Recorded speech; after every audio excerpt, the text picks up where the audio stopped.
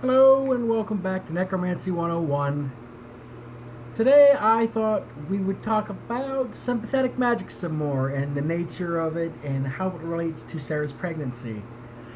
Since I realized last week I wasn't really clear because it was weird and still fresh in my mind, and I had to do a lot of research on what sympathetic magic was and try to break it down into nutshells so that I could easily help you guys understand it.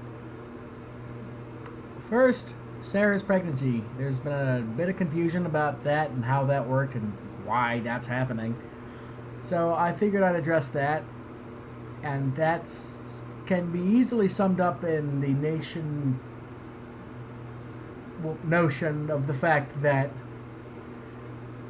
you gotta keep on repairing your zombies and you keep on bringing them up, and that's a continual ordeal, keeping them in good repair. Now, I can be a little overzealous in that, and so it would seem that in the process of repairing my zombies, instead of simply repairing them, I actually brought them back up to pretty good working order. And so instead of on Valentine's Day when Sarah and James consummated their relationship, instead of it just happening, there was enough working bits that the functions functioned.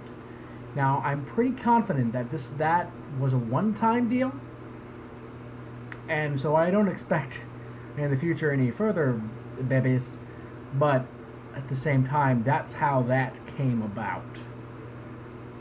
Now, maybe they were just so loaded up with magic that the sperm in the egg just clicked enough, and then they latched on and started bleeding it out, at which point I started pumping more magic into Sarah because the magic was draining out of her and I had to fill it, and so that just fueled them more. So there's that. That's that explanation, or at least that's the closest I can come to thinking of why the pregnancy actually occurred. As the sympathetic magic, well, like I said last time, it's the bond. The sympathetic magic it's a connection between one person and another person, and with sympathetic magic, a lot of times what it works is you create the bond with somebody so that some part of yourself can be either bonded into them or some part of their self can be bonded into you.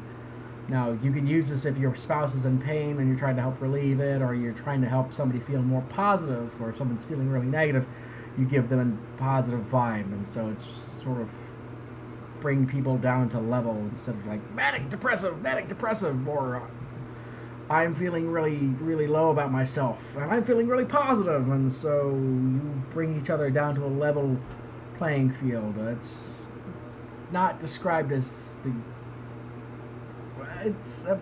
sympathetic magic has a mixed bag. So for better or for worse, that's how it works. Sympathetic magic equalizes the way people are.